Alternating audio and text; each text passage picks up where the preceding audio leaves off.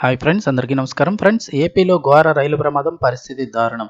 అసలు ఏం జరిగింది, ఏంటి వివరాలు తెలుసుకుందాం. వీడియో పూర్తిగా చూడండి, అలాగే తప్పకుండా లైక్ చేయండి. మరిన్ని అప్డేట్స్ కోసం ఛానల్ని సబ్స్క్రైబ్ చేసుకోండి. ప్రభుత్వం నుంచి వచ్చే ముఖ్యమైన అప్డేట్స్ అన్నీ కూడా ఎప్పటికప్పుడు మన ఛానల్ ద్వారా మీకు ముందుగానే తెలియచేయడం జరుగుతుంది. అలాగే వీడియోని ఒక లైక్ చేశారంటే మరింత మందికి ఇన్ఫర్మేషన్ చేరుతుంది. ఇంక వివరాల్లోకి అయితే వెళ్ళిపోదాము.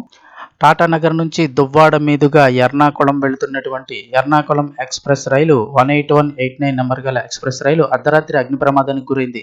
యలమంచిలి రైల్వే స్టేషన్ సమీపంలోని B1 ఏసీ బోగీలో మంటలు చెలరేక అవి M2 బోగీకి కూడా వ్యాపించాయి.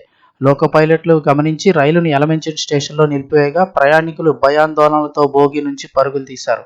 4 ఫైర్ ఇంజన్లు మంటలను ఆర్పగా అప్పటికే 2 బోగీలు పూర్తిగా దగ్ధమైపోయాయి. ప్రమాద సమయంలో రైల్లో 2000 మంది ప్రయాణికులు ఉండగా వారంతా చలిలో ప్లాట్ఫామ్పై పడిగాపులు పడ్డారు.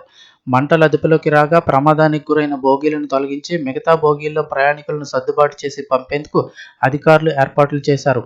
ప్రమాదం కారణంగా విశాఖ, విజయవాడ మార్గాల్లో నడిచే రైళ్ల రాకపోకలకు అంతరాయం ఏర్పడింది. అనకాపల్లి, తుని, విశాఖ స్టేషన్లో పలు రైళ్లు నిలిచిపోయాయి.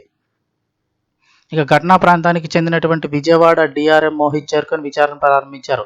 ఈ ప్రమాదంలో ఒక ప్రయాణికుడు సజీవ దహనమయ్యారని, మృతుడిని విశాఖకు చెందిన చంద్రశేఖర్గా గుర్తించామన్నారు.